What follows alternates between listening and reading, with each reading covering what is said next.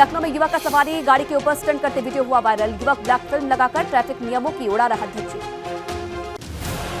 सीतापुर में तलवार से बर्थडे केक काटते बाबा का वीडियो वायरल। बाबा के पास मेज पर रखा है अवैध असलहा। सन्यासी दसनावी सरकार नाम से संचालित मठ के बाबा है चैतन्यपुरी उर्फ ब्रह्मचारी बाबा। जसपुर में किसानों के बोरवेल में फंसा गुलदार। वन विभाग की टीम मौके पर पहुंची। वन विभाग की टीम गुलदार के रेस्क्यू में जुटी।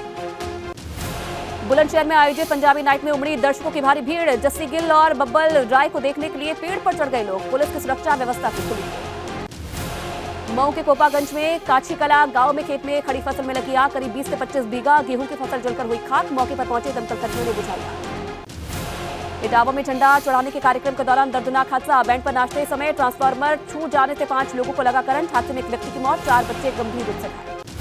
बलरामपुर में जिला मेमोरियल चिकित्सालय के पिछले परिसर में लगी आग। आग फैलने से कई घंटों तक मची रही अफरा तफरी। कड़ी मशक्कत के बाद आग पर पाया गया था। गाजीपुर में कपड़े और जूती की दुकान में लगी आग। लोगों ने दुकान मालिक को बाहर निकाला। 12 से 15 लाख के नुकसान की जताई गई आशंका। झांसी के बमरौली इलाके में कच्चे मकान में लगी आग। आग में एक बच्ची की जलकर हुई मौत। बच्ची को बचाने में पिता भी झुलसा। बुलंदशहर में गेहूं की फसल में आग लगने से मचा हड़कंप। काफी मशक्कत के बाद किसानों ने आग पर पाया काबू। जली हुई बेड़ी से आग लगने की आशंका। कानपुर में नगर निगम के ट्रक में भड़की आग। विश्वविद्यालय मेट्रो स्टेशन के पास आग लगने से हड़कंप। मेट्रो कर्मियों की मदद से दमकल कर्मियों ने आग पर पाया है काबू। औरैया के दिव्यापुर में चलती कार में उठी आग की लपटें। कार में सवार लोगों को राहगीरों ने सुरक्षित निकाला बाहर। अजीत मल से तिरवा जा रहा था परिवार। गोरखपुर में चलती कार में लगी भयंकर आग। कार में सवार कृषि विभाग के अपर निदेशक का परिवार बाल बाल बचा। इंजन में शॉर्ट सर्किट से लगी आग में कार कुछ देर में जलकर राख। बिजनौर में बस का स्टीयरिंग फेल होने से हाईवे किनारे डिवाइडर पर चढ़ी बस में सवार 6 यात्री हुए घायल। घायलों को कराया गया भर्ती। हादसे के वक्त बस के उड़े पड़। अमरोहा में तेज रफ्तार डीसीएम ने खड़ी डीसीएम में मारी टक्कर। 20 फीट दूर गड्ढे में जाकर गिरी डीसीएम। गजरौला थाना क्षेत्र के मोहम्मदाबाद का है मामला। बागपत के बड़ौत में 12वीं के छात्र की गोली मारकर हत्या। शव को रजवाही के पास छोड़कर फरार हुए आरोपी। पुलिस ने शव को पोस्टमार्टम के लिए भेजा। छपरौली रोड पर देर रात की। बरेली में गैंगरेप का झूठा मुकदमा दर्ज कराकर ब्लैकमेल करने वाली महिला की पति ने हत्या कर दी। पत्नी का जबरन वीडियो बनाकर 9 लोगों के खिलाफ दर्ज कराया था झूठा केस। आरोपी पति और ससुराल पक्ष फरार पर एफआईआर। अलीगढ़ में मडराक सहारनपुर गांव में 10 दिन में 2 नाबालिग किशोरियों के अपहरण से हड़कंप। पुलिस ने अब तक नहीं की कोई कार्रवाई। एसएसपी कार्यालय पहुंचे परिजनों ने लगाई न्याय की गुहार। संभल में बेटी के साथ छेड़छाड़ मामले में कार्रवाई नहीं होने पर पिता ने की खुदकुशी। थाने के सामने जहर खाकर की आत्महत्या। शख्स की मौत के बाद पुलिस ने आरोपियों को किया गिरफ्तार। सोनभद्र में रेलवे ट्रैक किनारे मिला युवक का शव। ग्रामीणों ने रेलवे को दी सूचना। विडमगंज थाना क्षेत्र की घटना। कानपुर के सजेती में पिता और बेटी की जहर खाने से हुई मौत। सूचना पर पहुंची पुलिस मामले की जांच में जुटी। बुलंदशहर में पुलिस और बदमाश के बीच हुई मुठभेड़ में बदमाश शकील के पैर में लगी गोली। पुलिस ने घायल बदमाश को कराया अस्पताल में भर्ती। बरेली में नगर आयुक्त की नोवा कार को कुर्क करने का कोर्ट ने दिया आदेश। टैक्स अपील के एक मामले में आदेश के 14 साल बाद भी नहीं हुआ था पालन। लखनऊ में एटीएम काटकर बदमाशों ने की बड़ी लूट। 40 लाख के करीब कैश लूटकर हुए फरार। लग्जरी कार से आए थे बदमाश। सुशांत गोल्ड सिटी के खुर्दही बाजार की वारदात। मुरादाबाद पुलिस ने 3 लाख की लूट का किया खुलासा। कंपनी के कर्मचारी ने ही अपने साथियों के साथ मिलकर रची थी लूट की साजिश। 3 आरोपी गिरफ्तार। 2,40,000 रुपए बरामद। ज्वालाौर में 5 साल की बच्ची का झाड़ियों में मिला शव। पुलिस और फॉरेंसिक टीम जांच में जुटी। घटनास्थल पर पहुंचे एसपी, एएसपी और सीओ।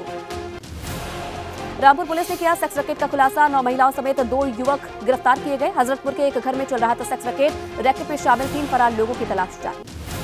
ग्रेटर नोएडा पुलिस के हत्थे चढ़े 5 शातिर चोर। कंस्ट्रक्शन साइट पर चोरी को देते थे अंजाम। चोरों के पास से चोरी का सामान बरामद। पुलिस ने भारी मात्रा में सरिया किया बरामद। कानपुर में बिजली के तार आपस में टकराने से गेहूं के खेतों में लगी भीषण आग। 15 से 20 बीघा गेहूं की फसल जलकर खाक। ग्रामीणों ने कड़ी मशक्कत के बाद आग पर पाया काबू। लखनऊ के सुशांत गोल्ड सिटी एटीएम पर चोरों ने किया हादसा। एटीएम काटकर बदमाशों ने लूट की बड़ी वारदात को दिया अंजाम। एटीएम से 40 लाख के करीब कैश ले उड़े शातिर। लग्जरी कार से पहुंचे थे। वाराणसी में पति को झांसा देकर पत्नी को उठा ले गए 4 शातिर। पत्नी की मां का एक्सीडेंट का हवाला देकर किया गुमराह। पति ने लगाया अपहरण का आरोप। मामला दर्ज। 2 साल पहले हुई थी शादी।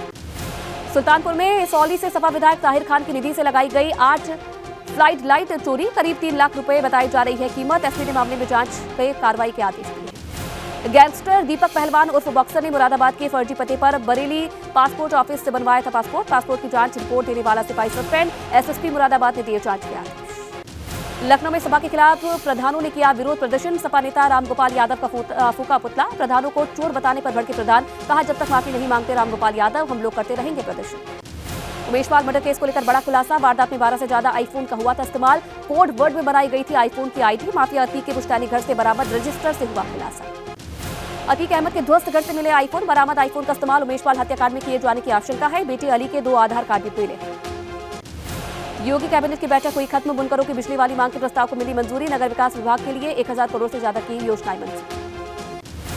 मिशन रोजगार के तहत चयनित 795 युवाओं को सीएम योगी ने दिए नियुक्ति पत्र। लखनऊ के लोक भवन में कार्यक्रम का आयोजन। उत्तर प्रदेश लोक सेवा आयोग के तहत युवाओं का हुआ है चयन। गाजियाबाद के होटल वेस्ट व्यू में भाजपा की बैठक। केशव प्रसाद मौर्य और क्षेत्रीय अध्यक्ष सत्येंद्र सिसोदिया समेत जिले के सभी पदाधिकारी बैठक में मौजूद थे। स्वामी प्रसाद मौर्य ने नेताजी को लेकर दिया बयान। कहा, मुलायम सिंह यादव को भारत रत्न मिलना चाहिए। उन्हें 60 साल का राजनीतिक में लंबा अनुभव रहा है। नेताजी को पद्म विभूषण मिलने पर सैफई वालों ने उनकी समाधि पर जाकर पुष्प अर्पित किए। साथ ही नेताजी मुलायम सिंह यादव को भारत रत्न देने की मांग की। बाराबंकी में परिवहन मंत्री रविशंकर सिंह ने 28 ओवरलोड ट्रक को किया सीज। लाखों का लगाया जुर्माना। मंत्री ने विभागीय अधिकारियों पर दिए कार्रवाई के आदेश। जीरो टॉलरेंस की नीति के तहत किया। केंद्रीय मंत्री एसपी सिंह बघेल और एक जाति विशेष पर अभद्र टिप्पणी करने वाले 5 आरोपियों के खिलाफ मुकदमा दर्ज। अभद्र टिप्पणी का वीडियो हुआ था वायरल। उत्तराखंड के स्वास्थ्य मंत्री डॉक्टर धन सिंह रावत ने मुख्य चिकित्सा अधिकारी कार्यालयों और कार्डियक यूनिट का लोकार्पण किया। धन सिंह रावत ने कहा, कोविड के बाद हुए अभूतपूर्व काम। भाजपा युवा मोर्चा के प्रदेश अध्यक्ष बने शशांक रावत का बागेश्वर पहुंचने पर हुआ स्वागत। भाजपा कार्यकर्ताओं ने फूल माला पहनाकर निकाली बाइक रैली। देहरादून में चारधाम यात्रा को लेकर अहम मीटिंग। पर्यटन मंत्री सतपाल महाराज की अध्यक्षता में सचिवालय में हुई मीटिंग। बैठक में सभी विभागों के अधिकारी भी मौजूद थे। अल्मोड़ा दौरे के दौरान कैबिनेट मंत्री रेखा आर्य ने जूला में आंगनबाड़ी केंद्र का किया लोकार्पण। कार्यक्रम में उन्होंने कहा कि सीएम की घोषणा के तहत राज्य के हर जिले में 200 केंद्र खोले जाएंगे। देहरादून में 1 अप्रैल से स्कूलों में नया शैक्षणिक सत्र शुरू, लेकिन सरकार की ओर से बच्चों को मुफ्त किताबें नहीं मिल पाई हैं। शिक्षा मंत्री ने कहा, किताबों के छपने की वजह से हो रही है। कर्णप्रयाग में भव्य कलश यात्रा के साथ श्रीराम कथा की शुरुआत हुई। रायकोली गांव के पौराणिक नारायण मंदिर में श्रीराम कथा का आयोजन। चमोली के पाड़ा गांव में सड़क न होने से लोग परेशान। मरीज को कंडी के सहारे कंधों पर लादकर अस्पताल ले जा रहे ग्रामीण। आज भी सड़क स्वास्थ्य और मोबाइल नेटवर्क जैसी सेवाओं से महरूम है कई गांव।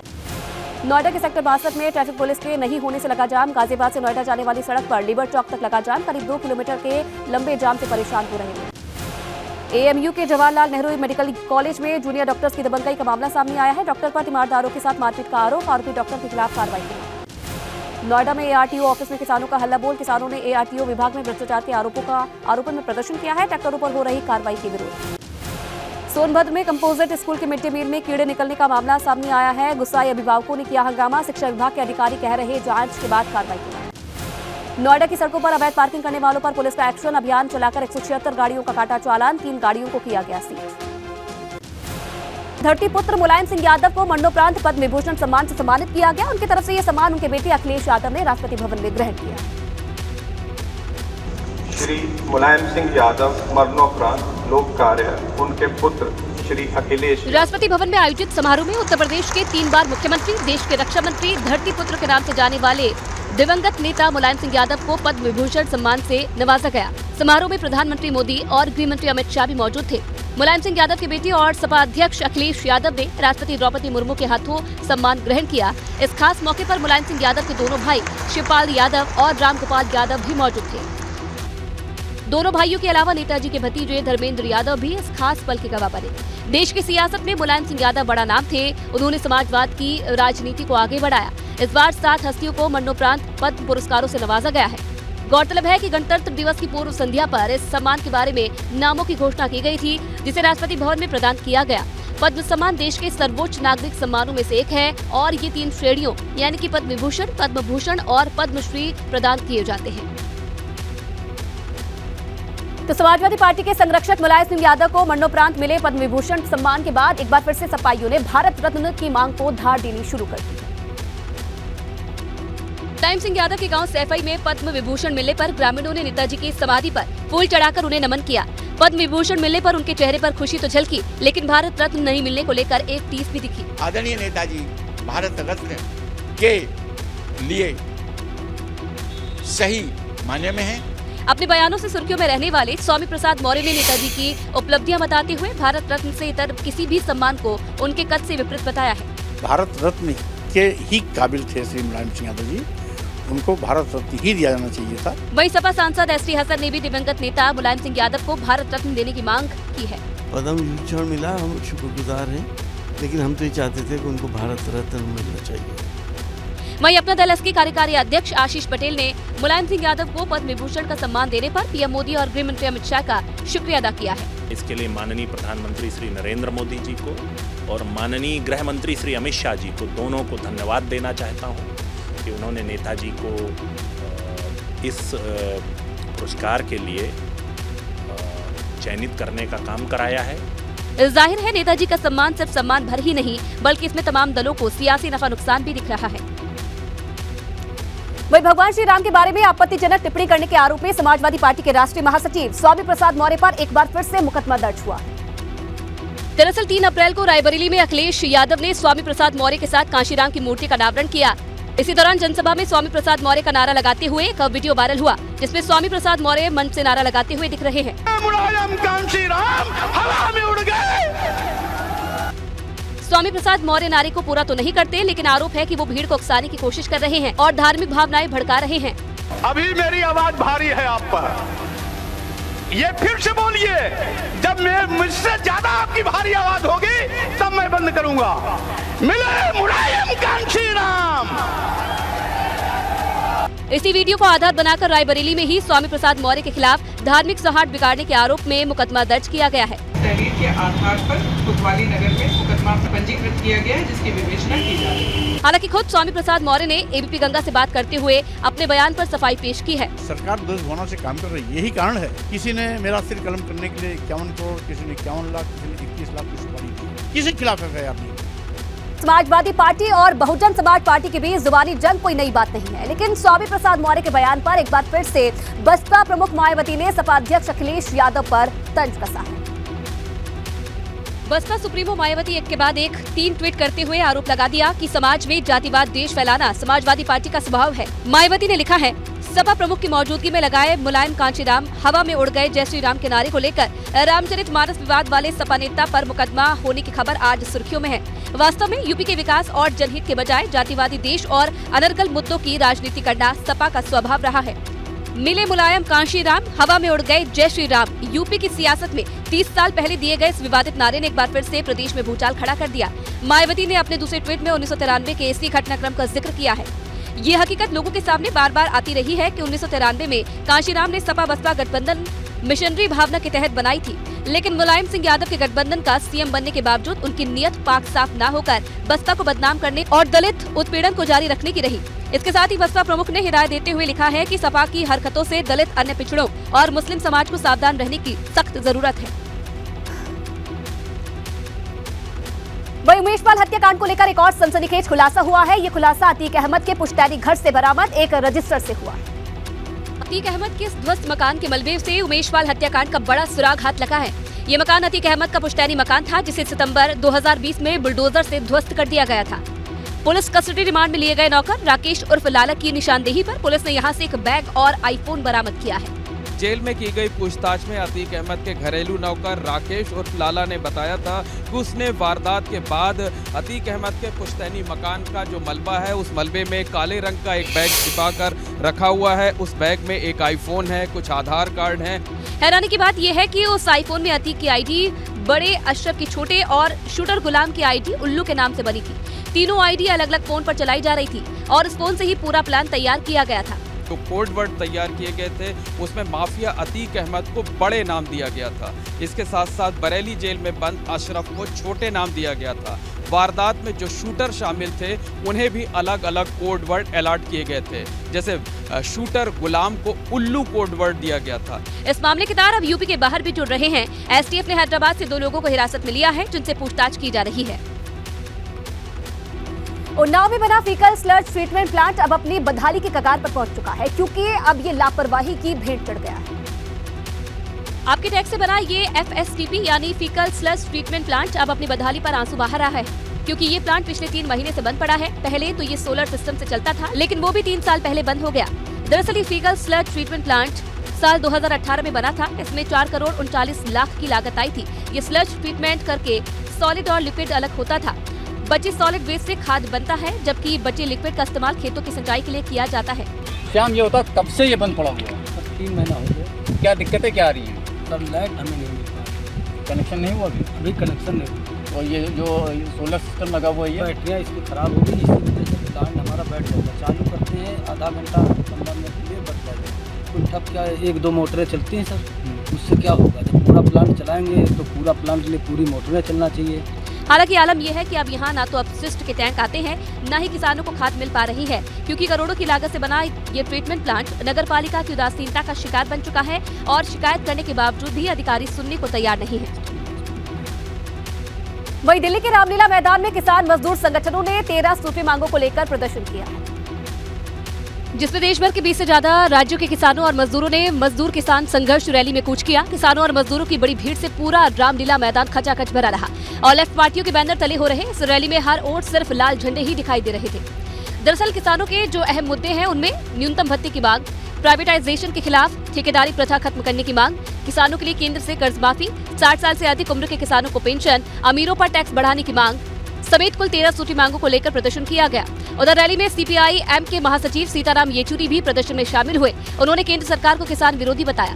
किसान को आपने एमएसपी का वादा किया था, प्रधानमंत्री खुद, आज तक घोषणा नहीं हुई। वादा आपने किया था ऋण माफी का, आज तक वो किया नहीं। लेकिन दूसरी तरफ उनके मित्र और बड़े बड़े जो खरबपति, वो जो लाखों की तादाद में, लाखों करोड़ों की तादाद में जो कर्जा लेते हैं बैंक पे, उसको माफ कर देते। इतना ही नहीं, किसानों का कहना है कि किसानों की अनदेखी सबसे अधिक हो रही है, क्योंकि सरकार ने फसल का न्यूनतम दाम के लिए 14 महीने का समय दिया था, लेकिन अभी तक कोई समाधान नहीं हुआ। राजनीति से लेकर अदालत के मोर्चे तक दुश्वारियों से जूझ रहे आजम परिवार के सामने अब अपना आखिरी गढ़ बचाने की चुनौती है। अब्दुल्ला आजम की सदस्यता रद्द होने के बाद स्वार सीट पर चुनाव का बिगुल बच चुका है और लिहाजा सभी दलों ने दमखम ठोकना शुरू कर दिया है। स्वार सीट पर संग्राम के लिए अभी तक सपा ने अपने प्रत्याशी को लेकर कोई घोषणा नहीं की है, लेकिन दूसरे दलों में चुनाव की तैयारियों को लेकर हलचल तेज है। अपना दल एस ने भी अपनी सक्रियता तेज कर दी है। अपने दावे को और मजबूत बनाने के लिए अपना दल एस के राष्ट्रीय महासचिव नागेंद्र प्रताप सिंह पटेल 5 सदस्यों की टीम लेकर स्वार पहुंचे और कार्यकर्ताओं के साथ बैठक की, जिसके बाद उन्होंने स्वार सीट पर जीत का दावा ठोककर अपनी मंशा भी साफ कर दी है। कार्यकर्ताओं की बैठक थी और हम लोग संगठन की समीक्षा करने आदरणीय अध्यक्षा जी ने 5 सदस्यीय टीम भेजा है। लोकतंत्र प्रजातंत्र का चुनाव है, उसकी प्रक्रिया है, तो निश्चित ही हम स्वार विधानसभा का उपचुनाव जीतेंगे। इधर अपना दल के कार्यकारी अध्यक्ष आशीष पटेल ने भी साफ तौर पर ये कह दिया है कि विधानसभा की दोनों सीटों पर 2-2 हाथ करने के लिए अपना दल कमर कस चुका है। 96 ही नहीं, स्वार विधानसभा में भी कल हमारा कार्यकर्ता सम्मेलन हुआ और जब आप पार्टी चलाते हैं तो संगठनात्मक कार्य आप लगातार करते हैं। स्वार सीट पर 10 मई को उपचुनाव होना है। बीजेपी और अपना दल के गठबंधन में पिछली बार ये सीट अपना दल एस के खाते में थी, लेकिन सपा प्रत्याशी आजम खान के बेटे अब्दुल्ला आजम ने अपना दल के प्रत्याशी को 61,103 वोटों से शिकस्त दी थी। इधर सुप्रीम कोर्ट से आजम खान के बेटे को बड़ा झटका लगा है। विधानसभा सदस्यता बहाली को लेकर अब्दुल्ला आजम को कोर्ट से राहत नहीं मिली। दरअसल 15 साल पुराने मामले में दोषी ठहराए जाने और 2 साल कैद की सजा सुनाए जाने के बाद अब्दुल्ला आजम की विधायकी रद्द कर दी गई थी। इसके खिलाफ अब्दुल्ला आजम ने सुप्रीम कोर्ट में याचिका दायर की थी। सुप्रीम कोर्ट ने अब्दुल्ला को इस मामले में इलाहाबाद हाई कोर्ट जाने को कहा है। जानकारी के मुताबिक अब्दुल्ला को सुप्रीम कोर्ट ने इलाहाबाद हाई कोर्ट जाने के निर्देश दिए हैं। हाई कोर्ट को सुप्रीम कोर्ट ने निर्देश दिया है कि उनकी याचिका पर जल्द सुनवाई कर फैसला करे। सुप्रीम कोर्ट ने इसके लिए 10 अप्रैल तक का समय दिया है। दरअसल ये पूरा मामला 2008 का है। उस वक्त आजम खान और उनके बेटे अब्दुल्ला आजम ने अपने समर्थकों के साथ छजलैट थाने के खिलाफ धरना दिया था। ये धरना गाड़ी चेक करने के खिलाफ दिया गया था। इस दौरान सड़क जाम करने जैसी घटना भी सामने आई थी और तब आजम खान समेत 9 लोगों पर सरकारी काम में बाधा डालने के आरोप में मामला दर्ज किया गया था। इस मामले में कोर्ट ने आजम खान के साथ उनके बेटे अब्दुल्ला आजम को भी 2 साल की सजा सुनाई थी। सजा के बाद विधानसभा सचिवालय की ओर से 15 फरवरी को अब्दुल्ला की विधायकी रद्द किए जाने के संबंध में आदेश जारी किया गया था। भोजपुरी अभिनेत्री आकांक्षा दुबे की मौत की पहेली उलझती जा रही है। आकांक्षा दुबे केस में ये ट्विस्ट पोस्टमार्टम रिपोर्ट आने के बाद आया है, जो पुलिस जांच से बिल्कुल अलग बात बयान कर रहा है। शुरुआती जांच में पुलिस ने बताया था कि आकांक्षा दुबे ने शराब पी हुई थी, लेकिन आकांक्षा दुबे की पोस्टमार्टम रिपोर्ट में एक्ट्रेस के पेट में न तो खाना पाया गया है, न ही दूसरा कोई लिक्विड पाया गया। इसके अलावा शराब ब्रीथिंग में नहीं पाई गई और न तो पेट में पाई गई। हालांकि पेट में 20 ml का कोई भूरा रंग का लिक्विड पाया गया। इसके साथ ही उनकी कलाई पर चोट के निशान पाए गए हैं, जिस पर आकांक्षा दुबे के परिवार के वकील ने सवाल उठाया है। उनकी ब्रीथ में और उनके स्टमक में ड्रिंकिंग के कोई निशान नहीं है, तो बिसरा रिपोर्ट के आने का इंतजार करना चाहिए था। उसके पहले इस तरह के बयान नहीं जारी करने चाहिए थे और उसके पहले ये दावे से रिपोर्ट नहीं दी जानी चाहिए थी कि उसने आत्महत्या ही की है। आकांक्षा दुबे की विस्टा को सुरक्षित रखा गया है। परिवार वालों को विस्टा रिपोर्ट का इंतजार है, जिसे लेकर आकांक्षा की मौत कई अन्य बिंदुओं पर जांच की जा रही है। आकांक्षा की मौत के बाद आरोपियों की गिरफ्तारी नहीं होने से परिजनों में आक्रोश है। आकांक्षा के वकील ने सीबीआई जांच की मांग की है और मुख्यमंत्री को मांग पत्र भी भेजा है। इधर उत्तर प्रदेश में कोरोना के मामले एक बार फिर से तेजी से बढ़ते जा रहे हैं। यूपी में एनसीआर के अलावा लखनऊ में भी संक्रमण की रफ्तार में तेजी आई है। लखनऊ में 16 मार्च से केस बढ़ने शुरू हुए थे, जिसके बाद अस्पतालों को लक्षण के आधार पर जांच के आदेश दे दिए गए हैं। प्रदेश में 5 महीने बाद कोविड केसों में इजाफा हुआ है। इससे पहले पिछले साल अक्टूबर में सबसे ज्यादा सक्रिय मरीज थे और इसके बाद मरीजों की संख्या कम होती गई। अब एक बार फिर से संक्रमितों की संख्या बढ़ती जा रही है। यूपी में पिछले एक दिन में 163 नए मरीज मिले हैं, जिसमें सबसे ज्यादा 65 कोरोना मरीज गौतम बुद्ध नगर में मिले हैं, तो 15 मरीज लखनऊ में, 14 गाजियाबाद में और 12 सीतापुर में मिले हैं। फिलहाल यूपी के 56 जिलों में कोरोना मरीज हैं, जिनकी कुल संख्या 640 हो गई है। अगर पिछले 20 दिनों की बात करें तो कोरोना के मामले 14 गुना बढ़ गए हैं। ये देखा गया है कि पिछले 15 दिनों में केसेस बढ़ना शुरू हुए थे और इधर पिछले 4-5 दिनों में और तेजी से बढ़े हैं, तो ये इस तरह का बढ़ने का ट्रेंड देखा गया है। मंगलवार को कृषि मंत्री सूर्य प्रताप शाही की रिपोर्ट भी कोरोना पॉजिटिव आई है। फिलहाल वो होम आइसोलेशन में है, उनकी हालत स्थिर बताई जा रही है। फिलहाल सभी अस्पतालों को अपने यहाँ 10-10 बेड रिजर्व रखने के लिए कहा जा चुका है, जिससे अगर किसी पेशेंट को अस्पताल में भर्ती करने की नौबत आती है तो वहाँ पर किसी तरह की समस्या न हो। हिंदू धार्मिक ग्रंथों को लेकर नया विवाद शुरू हो गया है और अब साधु संतों ने मुख्य ग्रंथों को राष्ट्रीय पुस्तक घोषित करने की मांग की। रामचरितमानस, रामायण और श्रीमद् भागवत गीता को राष्ट्रीय पुस्तक घोषित करने की मांग का मामला तूल पकड़ता जा रहा है। अब संतों ने भी 3 धार्मिक ग्रंथों को राष्ट्रीय पुस्तक घोषित करने की हुंकार भर दी है कि इसको सरकार धार्मिक ग्रंथ के रूप में घोषित कर दिया। यदि राष्ट्रीय ग्रंथ के रूप में हो जाएगा तो कोई भी व्यक्ति इस पर कोई आरोप नहीं करेगा। यदि करता है तो उसमें ये विधान होता है कि उसको तुरंत दंड दिया जाए। उधर भाजपा ने भी ग्रंथों को राष्ट्रीय पुस्तक घोषित करने के लिए जन जागरण अभियान शुरू कर दिया है। अभियान के पहले दिन कचहरी में वकीलों और वार्ड कार्यों को पत्रक बांटकर जागरूक किया गया। इसे शीघ्र जो है राष्ट्रीय ग्रंथ घोषित किया जाए, नहीं तो कुछ रामद्रोही और कुछ कृष्णद्रोही जो है उटपटांग की भाषा बोल करके हमारे ग्रंथों को अपमानित करते रहते हैं। हालांकि संतों की माने तो आए दिन धार्मिक ग्रंथों पर आपत्तिजनक टिप्पणी की जाती है। अगर इन ग्रंथों को राष्ट्रीय पुस्तक का दर्जा मिलता है तो आपत्तिजनक टिप्पणी करने वालों को सजा मिलेगी, जिसके डर से लोग इन ग्रंथों पर किसी भी तरह की टिप्पणी नहीं कर सकेंगे। वहीं मिशन रोजगार के तहत मुख्यमंत्री योगी आदित्यनाथ ने युवाओं को बड़ी सौगात दी है।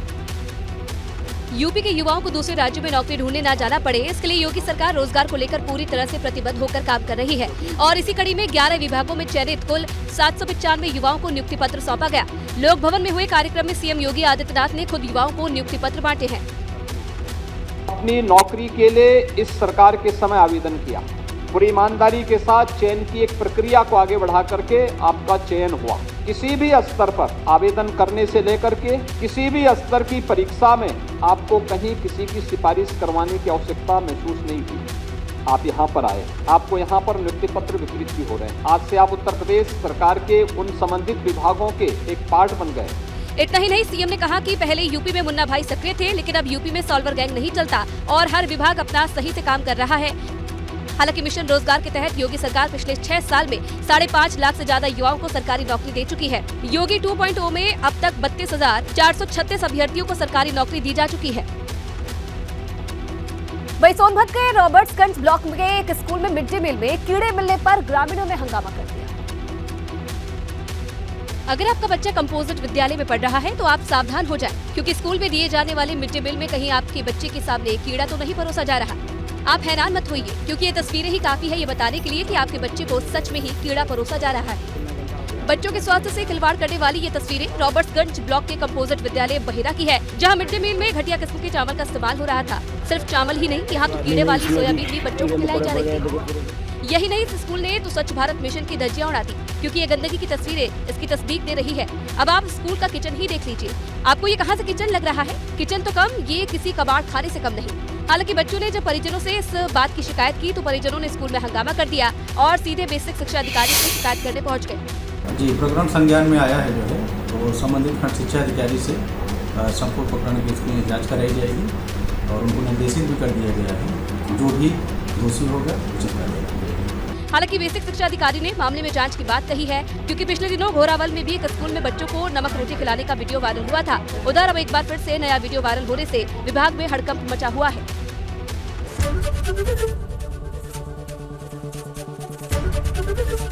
एबीपी गंगा, खबर आपकी, जुबान आपकी।